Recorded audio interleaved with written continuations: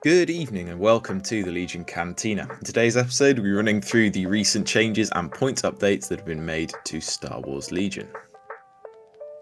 So, I thought this was going to drop in August or September, but boy oh boy was I wrong. Yeah, Incredible came completely out of nowhere as far as I was aware. Maybe other people had heard stuff, but I hadn't heard anything. So we'll just get right into it. I'm going to talk about the new upgrades that have been introduced to the game first. Then I'm going to go through faction by faction and talk about the different points changes that have been made to different units and how I think it might affect list building and their competitive viability.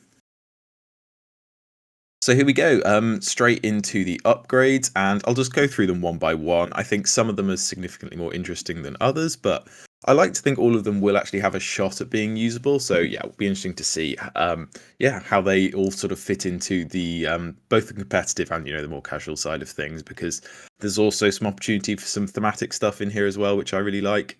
But yeah, first one is Strike and Fade. So this is if this unit makes an attack, you can then tap this to make a move action. And I think for speeders, this is quite nice. I don't know if it's something that speeders are crying out for, because they mostly tend to have pretty good maneuverability anyway. Like if you needed to sort of move, shoot, move, you could just use your compulsory for that. So I guess it's only if you're really looking to, if you have the ability twice, or if there's a specific area you want to attack that requires you to maybe do a move, and then shoot. There's also, I think, some overrun shenanigans with swoop bikes as well, and the fluttercraft that maybe could work with this.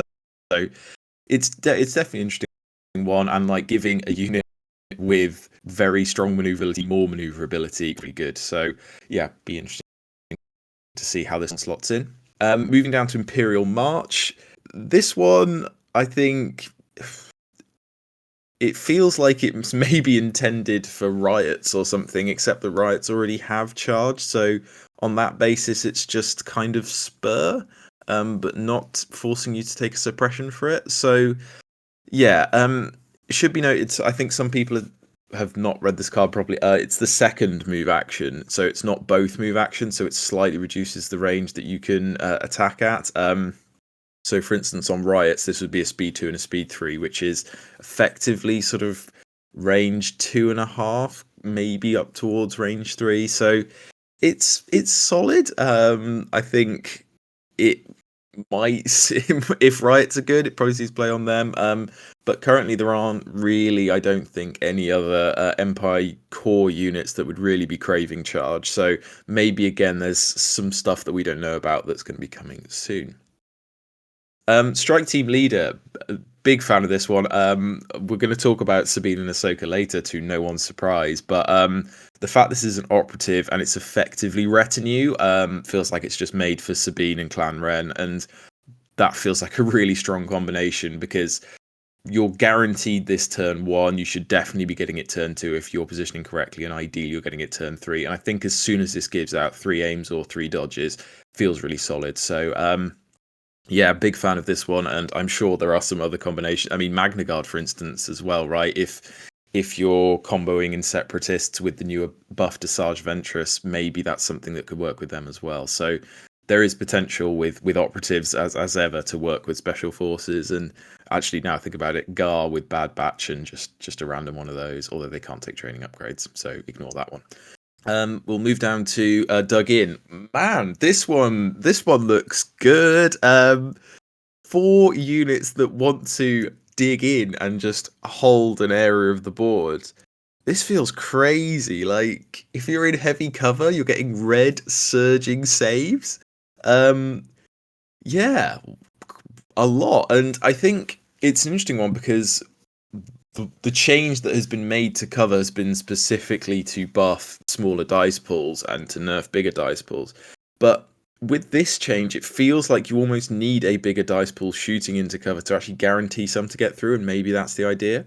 Obviously, should be noted, this is only when they don't have a face down order token, so you probably don't want to spam loads of this because it loses more value the more you have of it, because you're forced to have some that inherently will have face down order tokens. So I think this on like unit of vets or unit of shores who've also been buffed, like this could feel really good. And I think, as I say, one or two units maybe, placement troopers as well. Like if you're high act and you just want to have some sticky units that your opponent isn't gonna want to shoot at, yeah, it feels really good. And I think definitely this could be something we see quite a lot of with the newly buffed vets.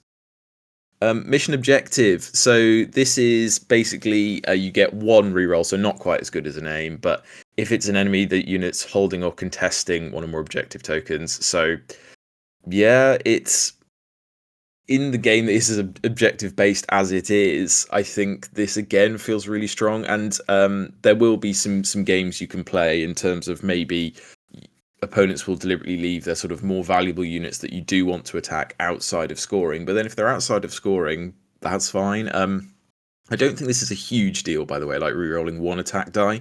It's quite dice pool dependent. I'm thinking like on an Op Vader, for instance, or an Anakin, this could be quite good on those high quality dice pools, because often on those dice pools, you only really need to reroll one. You don't need to reroll two with those red dice. So yeah, I think again on some sort of high value dice pool units that are going to be playing objectives, this could be super strong. So yeah, I like the look of that one. Trusted Agent, this is basically seize initiative, but a commander can take it, and I think this is really nice for units that have access to two command slots but don't necessarily have a use for the second or even the third, like Kalani, Super Attack, stuff like that. So this is great and just lets you free up a training slot for an operative to take the other stuff. So yeah, I think this one doesn't look crazy, but I think has some really nice synergy and could actually, really buff up some operatives in there as well. So nice to see. And also, I'm tinfoil hatting this a bit. I think with the Empire commanders to come, I think this could be a really nice one to take on them, because I suspect they're also going to have two or maybe three command slots. We'll talk about force upgrades now. Clairvoyance. So this is Obi-Wan's mastery, but on a card. You can see your dice pool and then choose if you want to re-roll it. It's okay. I think this is only going to be taken on units that really have the force slot to spare. I think it feels like a very passive take. I might be completely wrong on that, and I think if you are basing your strategy around having a force user run the show for you, like I don't know, a Vader or a Dooku, then maybe. But the problem is on Vader and Dooku, in my head, like Vader, I think needs burst, I think needs force push, and I think probably needs saber throw. Although that again, maybe that final one is maybe where clairvoyance could come in. So I think it's an upgrade that I can't make a call on without having played it a couple of times, but definitely a nice utility to have, and makes you realise that Obi-Wan's mastery is really good, that he just sort of has this base. So yeah, a really an interesting force upgrade, and I like that they're kind of pushing out some different approaches to the force stuff. And then we have the balance of the light and the dark. We'll go with tranquility first. So I think this one's quite good. It for me it fits quite nicely into maybe not the 6-act clone list necessarily, because you maybe don't have the upgrades to spare. But if you need to guarantee some actions, this feels pretty good. So essentially, if you tap it, you roll a number of dice equal to your the force unit's courage. So if it was Yoda, you'd roll 4. If it was Anakin, you'd roll 3. And then for each success, you remove suppression on an allied unit or this unit. So that could be really strong in some quite niche situation now I think about it. But it's basically if you really want to push getting your actions through. And then if you're really in a pinch, you can just burn this card and then you roll red dice. So you would hope to get a lot more successes there. But yeah, I think it has some utility early on when you might be, just trying to squeeze out that extra action. But I don't know. I'm again not in a position to to make a call on this one without having used it that much. But I think it could have some situational use, and I think definitely on like Yoda, for instance, it could be quite powerful. The other side of tranquility is terror. Yeah, again, so this one, if an enemy unit's within 2 and in line of sight of this unit, and they make a ranged attack, if they don't attack this unit, and this unit is not engaged, the attacker's resolved, they get a suppression. So it's basically if they're not shooting you and you're not in melee at range 2 and in line of sight, I don't think you want to be leaving your force user open to attacks out in the open. Like, I understand deflect is good now, but yeah, I don't quite understand this one, especially because it with the not engaged part of it, that feels a bit counterintuitive. So currently, with how people tend to use force users, this doesn't really fit, but maybe, maybe it could work. Yeah, I'm not so hot on this one. I don't quite see as much value coming from this one. Again, to give up a valuable force slot for quite situation ability. And then a final couple of sort of slightly more random ones. Extra supplies, you can basically burn this at the end of a unit's activation, and you can ready one of this unit's non-force upgrades. So, yeah, I mean, you can ready up an offensive push if you want to. There are probably, I mean, I guess if you've got a tappable weapon, so like you could stick this on Dark Troopers, for instance, that could be pretty good. So it's basically having to remove the necessity to take a recover action, which is not bad. So again, I think on some units that, or on some units that have this kind of upgrade that, you know, taps and is really valuable to refresh, I think could be quite powerful. Spotter uplink. So if this unit, so the unit with the upgrade, is not in melee, when another allied unit, so it doesn't apply to this unit, declares an attack against an enemy within 1 and in line of sight, the unit gets sharpshooter 1. So this is a bit of a way around cover. I think not being in melee is different to not being engaged. So I think if you are in melee with, if your vehicle, for instance, if this was on a vehicle, was in melee with the unit, you wouldn't get that, even though you're not engaged. So I think it's a bit of an odd one. Maybe situationally good, but I think it's quite difficult to be within range 1 in line of sight and then have units that still want to shoot. Yeah, not fully understanding this, but maybe there are some uses for it. But yeah, again, not so hot on this one. And again, let me know if I'm missing something. I'm very hot off the press on this one and literally just going off my first instincts. Door gunners. This isn't bad on units that surge to hit, is the conclusion I've come to. So basically, after this unit makes an attack, if they did not add this weapon to that dice pool, you can make a free attack with only this weapon, essentially. So I assume you could include it as part of an arsenal attack if you wanted to, but if not, you can just have another attack on top of this. But I think you really do want surge to hit on this dice pool, because without surge to hit on this dice pool, it averages less than 2. Even with surge to hit, it only averages 2, and it's not great for 12 points with 2 and fixed sides. So yeah, I don't think this is that good. Yeah, is my instinct. And unless you've got a lot of arsenal or something, I don't think it's that strong. So yeah, not one I'm feeling super hot about, and I don't think we'll be going on my AA5s straight away. But yeah, let's get into the points changes. So just to give an idea of what I'm going to do, AMD have produced these actually really helpful little tables, which means I haven't had to do it. So what I will be doing is going through a couple of what I think are maybe the more interesting units and saying how I would be running them now in light of the points changes. And there are some pretty wild ones in here.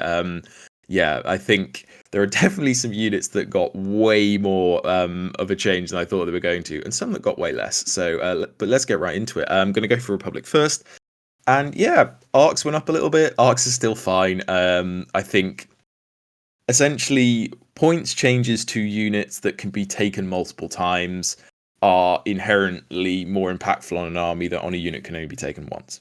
So changing arcs by 6 actually has a knock-on effect of probably, 18, for instance, on some lists, and, on a 501st list, it could have even more of a knock-on effect than that. So this is more of a change than it appears, but I think they're still fine, and arc medics still feel pretty good, I think. So maybe less good than they used to at 90 rather than 84, but still takeable, and I think just won't be quite as omnipresent, and maybe leaves a bit of room for ARFs, which is quite nice. And I think there have been some changes, especially in the special forces slot, to kind of open things up a bit, where maybe if some things have got a bit stale, as I've kind of talked about before.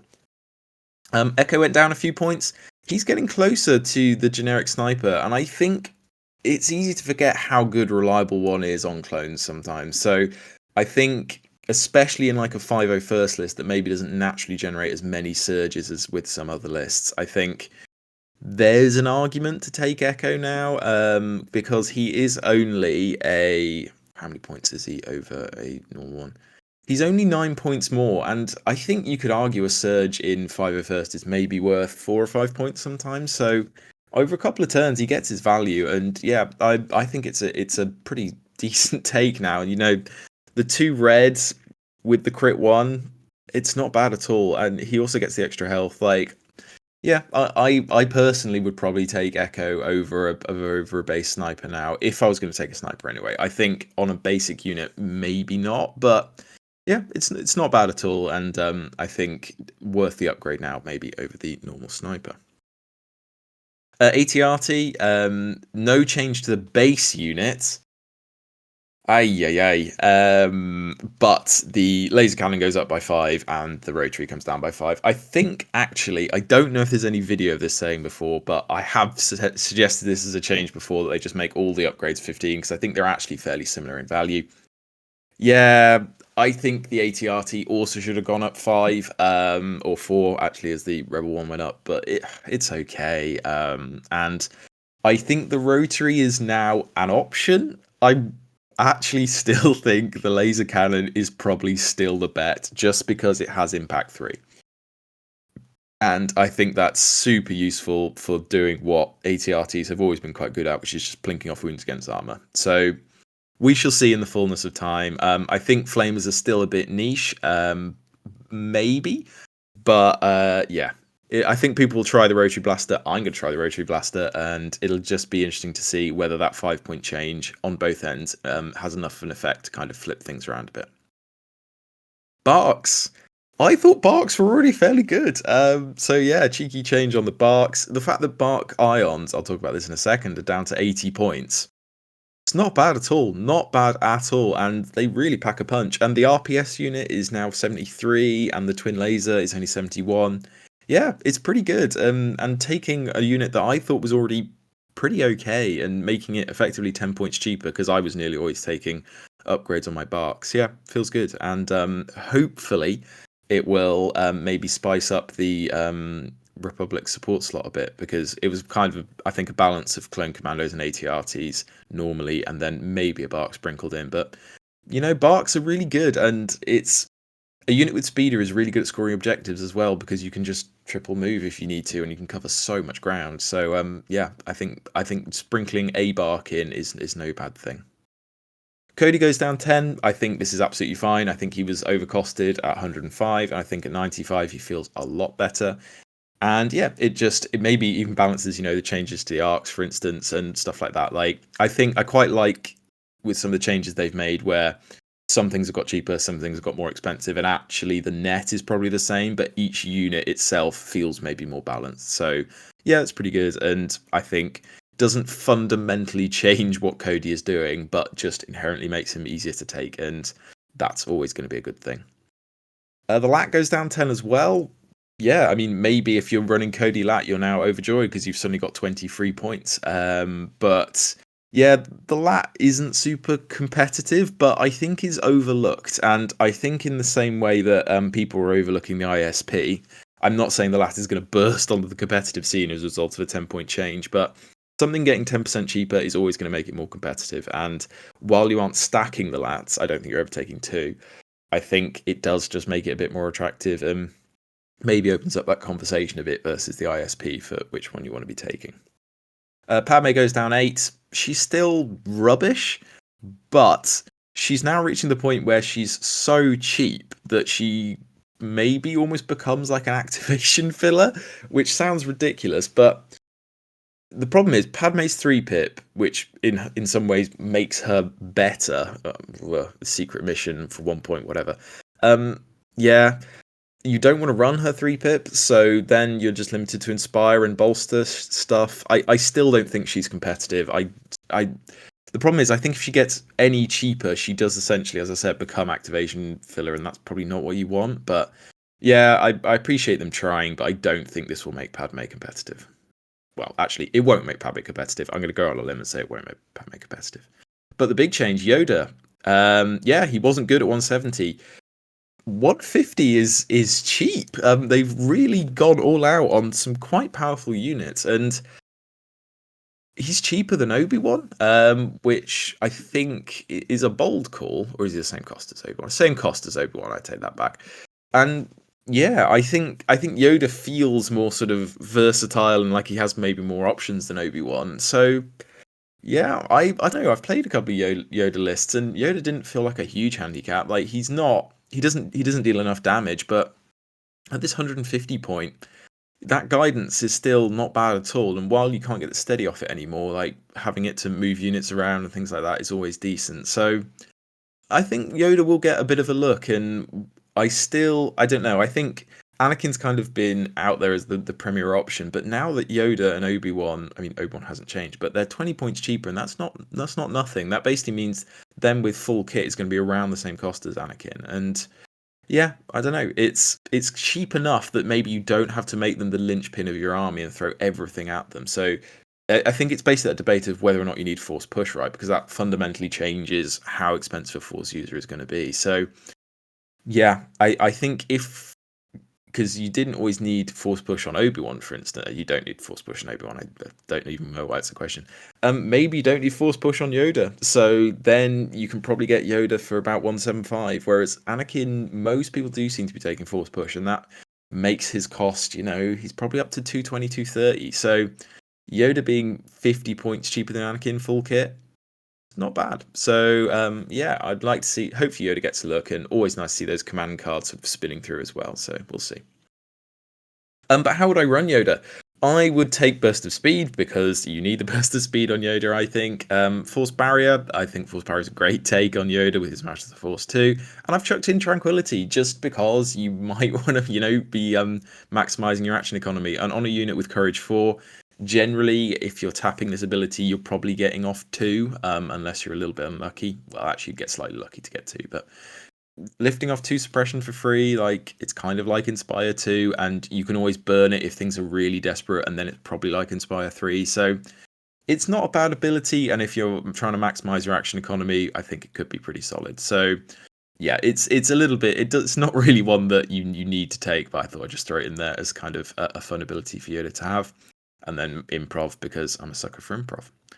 And then yeah, I just wanted to talk about the Bark Speeder again. Like with the Ion Gunner, it's a really good dice pool. Like having used this a couple of times, it's throwing out at range 3, it's throwing out 4 black, 2 white, and a red. And with the surge to hit, that's probably pulling, what is that, 5, maybe 4.5 with Ion, with Crit 1, with that impact. Yeah.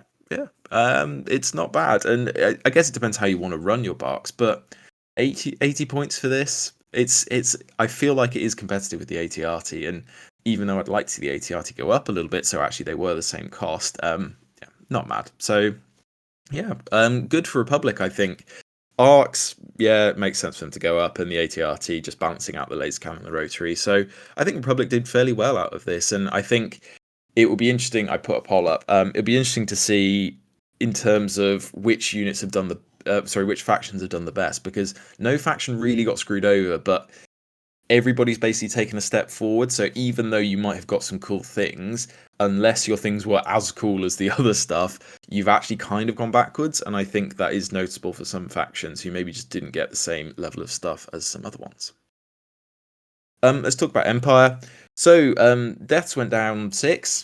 They were already not bad at all, and I think this makes Krennic, for instance, who was already pretty good, even better. So yeah, no bad thing. And maybe you can squeeze in a couple of deaths or even 3 now, and there's the Iden tax strike thing with deaths as well, which isn't bad. So yeah, this is a really nice buff. And again, if you can stack these bonuses, that's when you gain more benefit in your list. It's why sort of the individual heroes have maybe been changed more than kind of the units by themselves, because they can't be stacked.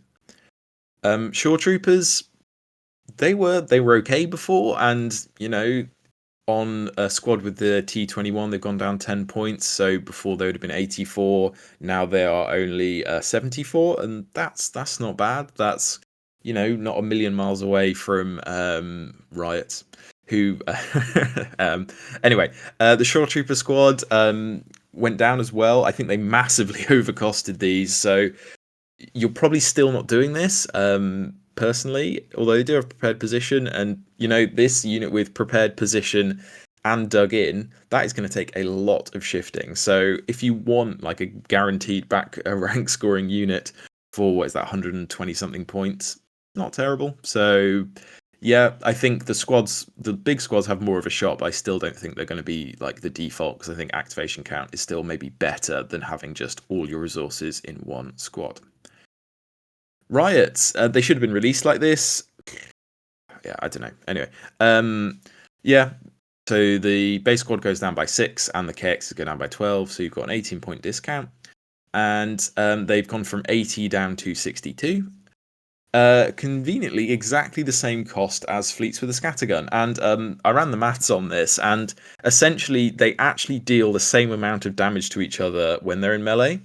So the Riot Squad with KXs is good for, I think it's 4 hits, essentially, maybe 4.5. And that translates to about 3 wounds onto fleets. Fleets are normally good for 5 PS1, which into red surging saves is about 3 wounds. So it's a really interesting matchup with those two now. They do slightly different things. Fleets probably have a bit more damage output, but Riots are obviously with their red surging saves that bit tougher. So yeah, I think they have a better shot at being good. I don't think they're going to become the default option in Empire, but I think they are much closer to being competitive, and I think this is exactly the kind of change that you want to see. A unit not being like massively overdone, but just having a good shot. So, like, love to see it, and hopefully people's Riots can actually make it onto the board now, because they are some really nice models, and it was a shame not to see them getting time in sort of the competitive sphere.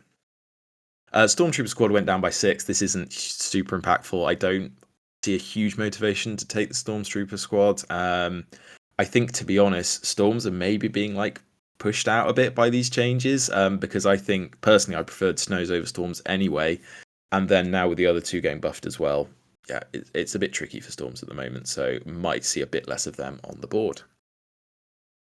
In terms of the changes I picked out, it's just to the Shore Troopers. So as I said, I would take the T21B, the base unit, obviously, and dug in, and that's 80 points. And if you want to leave this unit at the back and just, sort of turtle up, you get, if you're in heavy cover, you're getting red surging saves into red normal saves. So you take 2/3 of the hits off on the first round, and then you take another half off with your saves. So you're actually saving 5/6, I think that is effectively, of the hits, which is pretty good. I think if Dug In becomes quite omnipresent, Sharpshooter 1 and Sharpshooter 2 are going to become big deals. So a fun change, and hopefully start to see Shores and the Mortars around that bit more. Deaths, because I'm interested in running deaths. I think the comp stays pretty much the same. They just get 6 points cheaper, and that's nice because, again, if you're running 2, you save 12 and so on. So yeah, I think it's solid, and there's also something about nice round numbers on units that's just quite satisfying. 80 and 100 just looks good aesthetically, so there's always that. Moving over to the Separatists, Aquadroids did not get nerfed. What? Oh yeah, I'm straight up salty. Like, I'm not even gonna try and hide it. Like, what on earth? Like, I don't mind outliers being nerfed as long as consistently across the board outliers are being nerfed.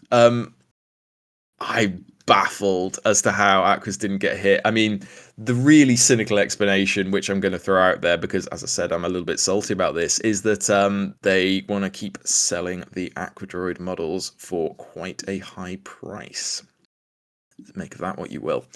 Yeah, man. Absolutely the right call to hit ATRTs, absolutely the right call to hit Sleeper Cell, absolutely the right call to buff up some Empire Core. But yeah, anyway, we'll get into the changes. So Ventress goes down by 15. This is good. Ventress wasn't terrible already, so this makes her a bit better. I'd love to have seen Maul get a little bit in here as well. Man, he is sad at the moment. All the kind of lower cost Force users around him getting buffed up, and Maul just gets nothing, and he already was struggling. So yeah, this feels bad for Maul users, and just given the same treatment, knocking down to 120, maybe even 115. Yeah, just rough. I think the way to think about it is with any units that were kind of on the fringe of competitive play, if they haven't been buffed, they've effectively been nerfed as a result of these changes, because so many other units have kind of improved. And yeah, I think that it does suck for Maul, unfortunately. Droidicas went up by 7. Yeah, it's fine. They were pretty omnipresent, and I think this is an absolutely fine change. Effectively adds 20 points to most Separatist lists, so I'm completely okay with this. We'll say crab droids are not crab droids. What am I talking about? The spider droids are a perfectly valid change, and we've already seen some units start to pick them up. I think there was a list at the GT that took them. So yeah, this is fine, and maybe we start to see a mix. Maybe we see a couple of droidicas and a spider droid, for instance. So that would be nice to see a bit more variety in that slot. And again, I think I can see the kind of common pattern in these trends, where a sort of slot has become a bit stale. They've just moved things around, and maybe that's why aquas haven't been changed, because the heavy slot isn't that stale, because they also have the snail droid, the snail tanks in there, as well as the AAT. So yeah, maybe I'm just being salty for the sake of it, but I'm going to stand by my guns on this one. Poggle and Sunfac, they both got knocked by 25. Makes them a lot more takeable. I don't think it makes them good. It makes them a lot more takeable though, and if you're planning to run them anyway, this just makes you happier, because you just got a whole extra activation in your list, essentially, and that feels good. So, will they be competitive? I'm struggling to see it, but they're not terrible now. Maybe a bit like Padme, in that they're now so cheap they maybe become efficient. So, we'll see. And Staps go down by 10. Again, not going to be a thing. They're not cheap enough. And maybe it's now at the point where you can drop one in to score objectives, but the fact droidicas can also do the speed 3 thing as well implies probably not. So yeah, I think Staps are still a bit sad, but they're closer to being good now. So maybe they just about make one sprinkled in. How would I kit Ventress? Much the same as I kitted her before. Still taking burst of speed, still taking reflexes for me. I probably would take mission objective.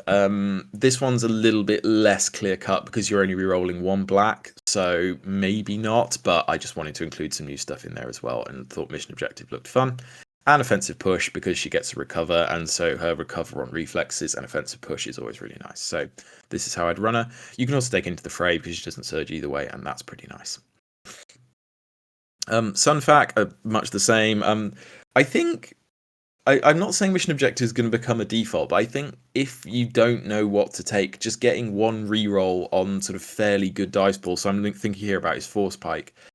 It isn't bad. Like, you actually probably have a shot at rerolling a red a decent amount of the time, and or a surging black isn't bad. So yeah, it's not bad, and I think him at 64 points, fully kitted, feels pretty good. And when he's less than half the price of Ventress, there's more of an argument to take him than there was before. So we shall see. I will say Geos are really efficient in terms of their actions, and I think it's always useful to have a Geo kind of on a flank or something, because they have enough firepower that they can scare kind of other units that you might leave back on a flank, and they are really speedy. So yeah, maybe there's something there. Maybe the Geos get a little bit more competitive. Shadow Collective, they made some quite minor but quite nice changes to Shadow Collective. So Super Commandos went down by 4, makes them more usable. Doesn't fundamentally change the unit, but makes them more usable. I was going to say, if you are spamming these, this does get you like 16 points back, which is some upgrades, is some rockets, is some aims. So yeah, it's not the worst thing. Another way of thinking of it is you could maybe just this is a free targeting scopes or emergency transponder. So yeah, no bad thing. Pikes go down by 4 because you're nearly always taking the disruptor on them. Again, is a decent change. And again, if you're spamming these, if you're taking like 4 or 5, again, this does get you 16, 20 points back, which is okay. I don't think, again, this doesn't fundamentally change the unit, but just does make them a bit more competitive. And Maul, his Dark Saber went down by 10, is now free, and I think you were nearly always taking it anyway. So this is a really nice upgrade, and I think gives Maul more of a shot. He's still, again, not in the best place. I'd love to have seen this, as I said, this change on the Separatist Maul as well. So we shall see. Again, I think Shadow Collective is on the periphery in terms of competitive viability, but maybe it's a bit close to getting there now. Maul, I'd be doing much the same thing. Burst of Speed, Saber Throw, Improv and Tenacity. Pretty solid combo. 176 doesn't feel great. Like, when you can now get a solid full-kitted Force user for under 150 points, paying nearly 180 for Maul is a bit tricky. And, you know, he's not that far off Yoda. He's not that far off Obi-Wan. And I think those two units are both a kind of a step above Maul in terms of their competitive viability. So, yeah, he's not terrible, but not great. And as I say, Pikes, I do much the same thing. 82 points is quite a lot to pay for a core unit that isn't insanely tough. And yeah, I think you probably still are taking Black Suns over Pikes, but maybe there's an opportunity to blend them together. I'm a bit surprised Black Suns didn't get buffed as well, but maybe it's just because Black Suns were actually being taken in some Empire lists and some Separatist lists, so maybe they were actually closer to being competitive, so maybe this is just a little buff up for the Pikes. But you could probably guess at the start of the video which faction was being left to last. It is the Rebels. Yeah, got some good stuff, got some sad stuff, and I think overall the picture looks fine. I'm not mad, and a list that I have been pushing for ages now is one step closer to being competitive. So we'll talk about the positive changes first, and then come on to the negative stuff later. Ahsoka and Sabine went down by a combined total of 50 points, plus the Darksaber. Arguably, you could say it's 60 points cheaper. And that is a whole activation, as I've discovered as a result of list building this over the last hour or so. So, yeah, it's really good. Ahsoka at 115 is wild. Absolutely wild. I didn't think she wasn't good, but she wasn't terrible at 145. So when I was asking for a change to Ahsoka, as you can go and check in the video I made about her, I was arguing for a 15 to 20 point drop, around sort of 130, 125. Her dropping to 115 is crazy. And again, I think she's now reached the point where she is so efficient that it doesn't actually matter that much if she doesn't make it through the game. Like, she's not something you have to build a list around anymore, I don't think. I think she can just be a bit like a Ventress or something, where you just send her in full whack. But the advantage she has over Ventress is she has more health, and she also has higher courage. Also, she doesn't have the indomitable that Ventress has. But yeah, it's really good, and excited to run Ahsoka and Sabine. I've already tried it a couple of times this edition. I did actually take it to a tournament, and it did okay. So excited. Similarly for Sabine, and the change to the Darksaber as well is nice. I think now I would essentially treat Sabine as a 110 point unit, because I think you're nearly always taking the Darksaber. Like, while her pistols are usable in melee and they do give you 2 Pierce 1, the Darksaber probably gives you 3.5, maybe up to, yeah, it is 3.5 hits, which is pretty good. And the immune melee pierce and the access to Dauntless is all really nice. So it's just great. Other changes. Mando resistance went down by 6. I was really hoping that the Clan Ren one would get hit as well, but I understand why not, because I think the Clan Ren was the better option. So, you know, if you're spamming Mandos, you just got really happy, and you just got effectively 12, maybe 18 if you were running pure Mandos, not Clan Ren. But yeah, it's good. Vets also got a nice buff. I was about to say you don't do the Mega Squad thing. I think with Lando, there's more reason to do it. It's a tricky unit to use well, and it does crumble quite quickly. But again, the thing you can do with Lando is you can put a unit on standby, and it will be able to shoot, obviously. And then in order for your opponent to attack it, unless they have range 4, they would have to come into range 3, eat a shot from the vet squad, and then, because they still won't have a face-up order token, they would have to shoot into the ultra heavy cover, as I'm now going to call it, plus the saves and the low profile. Like, that could be really strong. Like, if you're just locking down sections of the battlefield, I say locking down, it won't, it won't obliterate everything, but it will just make it such a pain for your opponent to move into. So, an interesting combo, and Lando was already pretty good, having tried him. So, yeah, maybe there's something there. And again, I think you can now do some interesting things with Rebel Core, in a sense. Like, I think you could now see one of each, maybe like a fleet up a bit closer, a rebel trooper with an Astro running around the back healing stuff up, and then a vet squad who you just chuck over the far side, and maybe you chuck a standby on them with Lando, and it really helps lock down section of the battlefield. So we shall see, but yeah, really nice change.